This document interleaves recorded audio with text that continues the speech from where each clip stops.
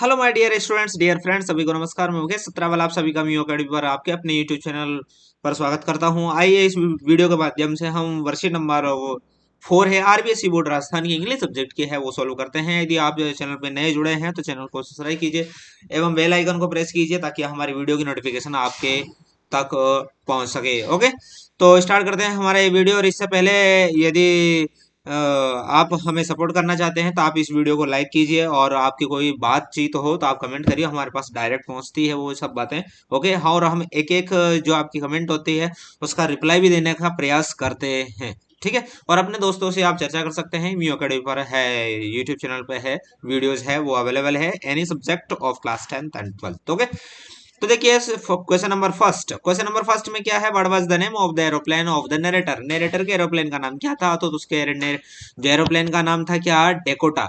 उसके एरोप्लेन का नाम क्या था? डेकोटा उसके एरोप्लेन का नाम था। ओके, और क्वेश्चन नंबर सेकंड की तरफ बढ़ते हैं। तो क्वेश्चन नंबर सेकंड में क्या है भाई हमारा, where was the narrator going.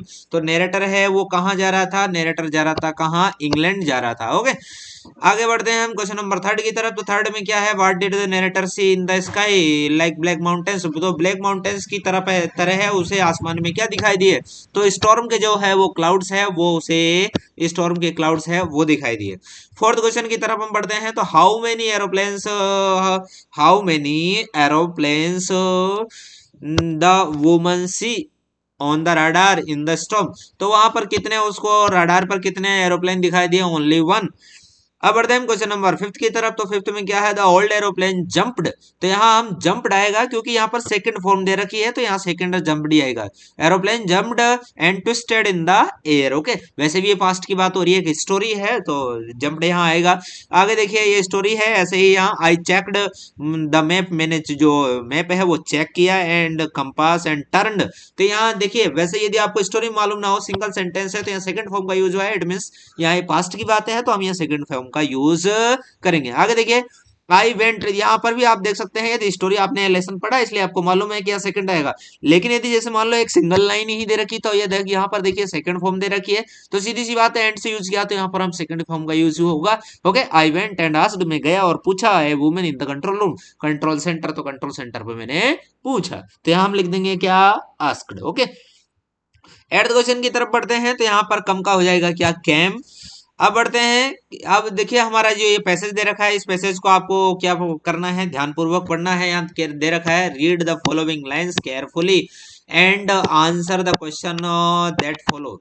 तो यहाँ पर हमें जो ये लाइंस दे रखी है, इनको है वो क्या करना है? ध्यान से पढ़ना है। ध्यान से पढ़ने के बाद में नीचे क्वेश्चन सॉल्व करना है। तो चलो हम थोड़ा सा पढ़ लेते हैं जल्दी जल्दी। Paris was about 150 kilometres behind me when I सा द क्लाउड्स। तो जब मैंने बादल देखे तो पेरिस मेरे से 150 किलोमीटर पीछे था। कहने का मतलब है कि जो हमारा नरेटर है वो पेरिस से उड़ा था और कहीं जा रहा था। अब कहाँ जा रहा था, यदि आप लेसन, भाई इस पैसेज में तो हमें पता नहीं चल रहा कि कहाँ जा रहा था, लेकिन यदि हम लेसन पढ़ेंगे तो लेसन में पता चलेगा कि वो अपने होम जा रहा था, और उसका होम था कहाँ? इंग्लैंड में। तो वो इंग्लैंड जा रहा था। ठीक है, the storm clouds they were huge. जो स्टॉर्म क्लाउड्स थे वो बहुत ह्यूज थे। They looked like black mountain standing in front of me across the sky. अर्थात पूरे आसमान में मेरे सामने हैं वो एक काले काले बड़े बड़े जो पहाड़ है उनकी तरह वो दिखाई दे रहे थे। I knew I could not fly up and over them. तो ये मैं ये भी जानता था कि जो मेरा डकोटा ब्लैक एरोप्लेन है ये उनसे ऊपर नहीं उड़ सकता। ठीक है, इतनी हाइट पर ये जा नहीं सकता। And I did not have enough fuel to fly around them to north और साउथ। तो मेरे पास इतना फ्यूल भी नहीं था कि मैं उनको पार करके इधर उधर से नॉर्थ और साउथ से जाके मैं अपने घर पहुंचो, इतना मेरे पास फ्यूल भी नहीं था। I want to go back to Paris. तो मैंने क्या है कि मुझे पेरिस वापस जाना चाहिए, ऐसा मेरा दिमाग में आया। I thought but I wanted to get home, लेकिन मैं चाहता था कि मैं घर पहुंचू। आई वांटेड दैट ब्रेकफास्ट, में क्या है कि वो ब्रेकफास्ट लेना चाहता था, वो वाला ब्रेकफास्ट, मतलब घर पहुंचकर घर का मैं ब्रेकफास्ट इंग्लैंड में लेना चाहता था। I will take the risk, मैं रिस्क लूंगा। आई थॉट, मैंने सोचा, and flew that old Dakota straight into the storm. और मैंने रिस्क लिया और उसमें स्टॉर्म में, उस स्टॉर्म में मैंने मेरे जो ब्लैक डोकोटा है उसको, ओल्ड डेकोटा को घुसा दिया। किसमें? उस तूफान में। आगे देखिए, इनसाइड द क्लाउड्स, क्लाउड्स के अंदर एवरीथिंग वाज सडनली ब्लैक। जैसे ही मैं बादलों में घुसा, सब जो है अचानक काला पड़ गया। It was impossible to see anything outside the aeroplane. तो एरोप्लेन के बाहर देख पाना मुझे बिल्कुल मुश्किल हो रहा था, क्योंकि जो विजिबिलिटी है बिल्कुल जीरो हो गई थी, क्योंकि ब्लैक जो है क्लाउड्स थे उनके कारण। हमारा देखिए फर्स्ट क्वेश्चन क्या, how far was Paris from there at the time of storm. तो स्टॉर्म के समय पेरिस कितनी दूर था, तो हमारा क्वेश्चन हो जाएगा eight the time of the storm the Paris was 150 kilometres behind. Okay, तो यहाँ फार भी लिख सकते हैं, बिहाइंड की जगह फार भी लिख सकते हैं। ओके, आगे देखिए, what was the risk for narrator. Narrator के लिए क्या रिस्क थी, वैसा खूब लिख सकते हैं, लेकिन हमारे पास छोटी सी लाइन है तो जरा सा हम लिख दिया। The risk was to fly old Dakota straight into the storm. तो रिस्क क्या थी कि उस स्टॉर्म के अंदर उस ओल्ड डेकोटा को सीधा घुसाना, सबसे बड़ी रिस्क थी ना, वो जान भी जा सकती थी। आगे देखिए थर्ड क्वेश्चन है हमारा, see what was why was it possible impossible to why was it impossible to see anything outside the aeroplane. तो एरोप्लेन के बाहर देखना बिल्कुल मुश्किल सा, इम्पॉसिबल सा क्यों हो गया था, क्योंकि because the clouds were black.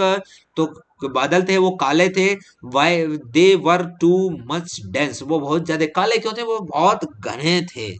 ठीक है, तो कहने का मतलब है द विजिबिलिटी वाज जीरो। तो विजिबिलिटी थी वो बिल्कुल थी ही नहीं, आगे कुछ देख ही नहीं सकते थे। ओके, आगे देखिए यहाँ पर क्या दे रखा है, डी में read the word from the passage that means danger. तो यहाँ पर ये कह रहा है कि आपके जो पैसेज है उसमें से वर्ड लिखिए जिसका मतलब होता है क्या, डेंजर। डेंजर का मतलब खतरा, तो रिस्क का मतलब भी खतरा होता है, जैसा कि आपके पैसेज में है रिस्क शब्द आया है। रिस्क शब्द कहाँ पर आया है आपको पता है ना अच्छी तरह, ठीक है, दिख गया ना आपको रिस्क, ठीक है ना, ये रिस्क रहा यहाँ पर नीचे नीचे वाली लाइन में। ठीक है, तो इस प्रकार हमारी ये जो वर्कशीट है वो कंप्लीट होती है। एक नई वर्कशीट के साथ हम फिर मिलते हैं, तब तक के लिए जय हिंद, राम राम साहब, bye, thank you very much, यदि आपने लास्ट तक हमारा ये वीडियो देखा।